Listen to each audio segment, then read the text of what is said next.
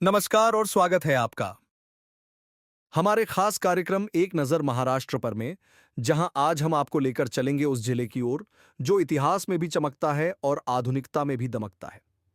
यह जिला है छत्रपति संभाजी नगर, जिसे पहले औरंगाबाद के नाम से जाना जाता था और जो आज भी महाराष्ट्र की सांस्कृतिक, ऐतिहासिक और पर्यटन दृष्टि से सबसे महत्वपूर्ण जिलों में से एक माना जाता है। इस जिले की पहचान सिर्फ नाम में नहीं, इसकी मिट्टी की गहराई में, इसकी हवाओं की गूंज में और इसकी इमारतों की दीवारों पर उकेरी गई सदियों पुरानी कहानियों में है। सह्याद्री की पहाड़ियों की गोद में बसा यह जिला महाराष्ट्र के मराठवाड़ा क्षेत्र में स्थित है। यहाँ की जमीन कभी सातवाहनों की राजधानी रही, तो कभी यादवों का साम्राज्य, फिर मुगल आए और निजामों का दौर भी देखा। यहाँ की हर ईंट, हर गली, हर दरवाजा एक कहानी कहता है। यहाँ अजिंठा की शांति है, एलोरा की अद्भुत कला है, दौलताबाद की सुरक्षा है और बीबी का मकबरा जैसा प्यार का प्रतीक। संभाजीनगर जिला 10,000 वर्ग किलोमीटर से ज्यादा क्षेत्र में फैला हुआ है, जिसमें गंगापुर, वैजापुर, पैठण, खुलताबाद, कन्नड़, सिल्लोड, सोयगांव, फुलंब्री जैसे प्रमुख तालुके आते हैं। यहाँ की आबादी करीब 37 लाख के आसपास है, जिसमें ग्रामीण और शहरी दोनों क्षेत्र शामिल हैं। गोदावरी, शिवना, पूर्णा जैसी नदियां इस धरती को सींचती हैं और जयकवाड़ी बांध जैसे विशाल जलस्रोत इसे जीवन देते हैं।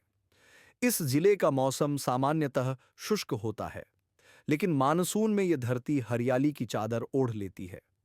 अगर हम इतिहास की ओर देखें, तो सबसे पहले यहाँ सातवाहन वंश का प्रभुत्व रहा, जिनकी राजधानी प्रतिष्ठान यानी आज का पैठण हुआ करती थी। फिर यादवों ने दौलताबाद को राजधानी बनाया, जिसका भव्य किला आज भी दुर्गों के इतिहास में सबसे सुरक्षित किलों में गिना जाता है। 14वीं सदी में दिल्ली सल्तनत के आक्रमण हुए और फिर बहमनी, अहमदनगर और बीजापुर सल्तनतों के दौर आए। लेकिन एक नाम जो इस जिले को खास बनाता है, वो है मलिक अंबर का, जिसने 1610 में खड़की नामक शहर बसाया, जिसे बाद में औरंगजेब ने औरंगाबाद नाम दिया। औरंगजेब के समय में यहाँ का शाही वैभव चरम पर था। उसने बीबी का मकबरा बनवाया, जिसे दक्कन का ताजमहल कहा जाता है। उसने 52 दरवाजे बनवाए, जिनमें से कई आज भी शहर की शान हैं। पंचक्की नामक जलचक्की का निर्माण हुआ, जहां गुरुत्वाकर्षण से पानी पहाड़ से बहकर चक्की तक आता था। यही वह शहर है जहां मुगल सल्तनत का अंतिम सम्राट अंतिम सांस तक रहा और यहीं उसकी मजार स्थित है। मुगलों के बाद यह इलाका निजामों के अधीन रहा और उन्होंने यहां शिक्षा, स्वास्थ्य और वास्तुकला के कई कार्य किए। लेकिन आज़ादी के बाद 1948 में हैदराबाद रियासत भारत में विलीन हो गई और मराठवाड़ा क्षेत्र महाराष्ट्र का हिस्सा बना। फिर कई वर्षों तक इस शहर का नाम बदलने की मांग चलती रही और अंततः 2022 में महाराष्ट्र सरकार ने इसका नाम छत्रपति संभाजीनगर रखा, मराठा साम्राज्य के वीर योद्धा छत्रपति संभाजी महाराज के सम्मान में। आज संभाजीनगर जिला आधुनिकता की ओर तेजी से बढ़ रहा है। यहां स्मार्ट सिटी परियोजनाएं, मेट्रो रेल कार्य, नया हवाई अड्डा और बड़े बड़े राष्ट्रीय राजमार्ग बन रहे हैं। यहां पर उद्योग तेजी से बढ़ रहे हैं, खासकर कपड़ा, कागज, ऑटोमोबाइल, फार्मा और एग्रो प्रोसेसिंग के क्षेत्र में। पर्यटन यहां की अर्थव्यवस्था की रीढ़ सरका है। अजिंठा और एलोरा की गुफाएं, जो यूनेस्को विश्व धरोहर स्थल हैं, हर साल लाखों पर्यटकों को आकर्षित करती हैं।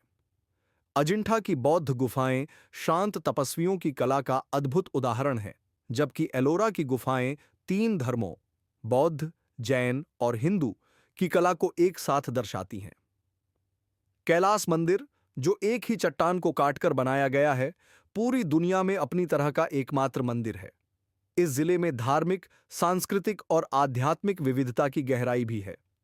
यहां हजारों वर्षों पुरानी देवी झूलेलाल की परंपरा हो, खुलताबाद की सूफी दरगाहें हों, हेमाड़पंथी मंदिर हों या बौद्ध चैत्यगृह, हर धर्म और पंथ का संगम यहां दिखता है।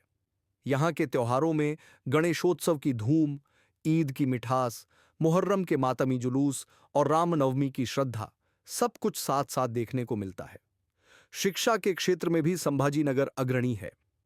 यहां डॉक्टर बाबा साहेब आंबेडकर मराठवाड़ा विश्वविद्यालय, सरकारी मेडिकल कॉलेज, इंजीनियरिंग संस्थान और कई निजी स्कूल कॉलेज हैं। लड़कियों की शिक्षा का स्तर विशेष रूप से बढ़ा है और बोर्ड के परीक्षा फल भी राज्य में सबसे अच्छे हैं। कृषि क्षेत्र में यहाँ की मिट्टी उपजाऊ है। कपास, ज्वार, बाजरा, मक्का, तूर, मूंग, सोयाबीन जैसी फसलें प्रमुख हैं। लेकिन बारिश पर निर्भरता और जल संकट जैसी समस्याएं अब भी चिंता का विषय हैं। जयकवाड़ी डैम जैसे प्रोजेक्ट्स से सिंचाई में मदद मिलती है, लेकिन बारिश की अनियमितता किसानों की स्थायी समस्या बनी हुई है। पर्यावरण की दृष्टि से भी यह जिला बहुत महत्वपूर्ण है। यहाँ 9% क्षेत्र वन से आच्छादित है और यहाँ के जैव विविधता वाले क्षेत्र जैसे अंटुरगढ़, खड़गपुरा, खुलताबाद प्राकृतिक सौंदर्य से भरे हैं। जयकवाड़ी पक्षी अभयारण्य में हर साल 300 से ज्यादा प्रजातियों के प्रवासी पक्षी आते हैं, जिससे यह इलाका बर्ड वॉचर्स और नेचर लवर्स के लिए स्वर्ग बन चुका है। हाल ही में यहां पर एक डॉपलर रडार लगाने की योजना बनाई गई है, जिससे पूरे मराठवाड़ा क्षेत्र के मौसम की जानकारी तेजी से मिल सकेगी। स्मार्ट सिटी योजनाओं के तहत शहर में ट्रैफिक सिस्टम, सीवेज सिस्टम और हरित परियोजनाओं पर काम हो रहा है। साथ ही अवैध अतिक्रमण को हटाने के लिए प्रशासन ने बीड़ बाईपास जैसे इलाकों में बड़ी कार्रवाई की है। यहाँ का खान पान भी बेहद लजीज और विविधतापूर्ण है। हैदराबादी और दक्खनी शैली की बिरयानी, नान कहालिया, पाया सूप और मराठी ज्वारी भाकरी, पिठल, ठेचा जैसे स्वाद सब मिलकर संभाजीनगर को एक खाद्य सांस्कृतिक केंद्र बना देते हैं। संभाजीनगर सिर्फ एक जिला नहीं, महाराष्ट्र की आत्मा का वो हिस्सा है जहां इतिहास सांस लेता है, परंपरा चलती है और भविष्य की योजनाएं आकार लेती हैं। यहाँ की हवाओं में सदियों का संगीत है, यहाँ की दीवारों में राजा महाराजाओं के पदचिन्ह हैं और यहाँ के बाजारों में लोगों की मेहनत की खुशबू है। आज जब हम संभाजीनगर की ओर देखते हैं तो हमें एक ऐसा जिला दिखता है जो अपनी पहचान को फिर से गढ़ रहा है, न केवल नाम के स्तर पर बल्कि संस्कृति, शिक्षा, पर्यटन और उद्योग के स्तर पर भी। यह जिला महाराष्ट्र के हृदय में स्थित है और इसकी धड़कनें हमें बताती हैं कि यहाँ इतिहास से भविष्य की यात्रा कितनी सजीव है। तो दोस्तों, अगर आपको यह जानकारी पूर्ण, ऐतिहासिक और समृद्ध यात्रा पसंद आई हो तो हमारे चैनल एक नज़र महाराष्ट्र पर को जरूर सब्सक्राइब कीजिए। इस वीडियो को लाइक और शेयर करना न भूलिए और कमेंट में बताइए कि अगला जिला कौन सा हो। जय महाराष्ट्र, जय भारत।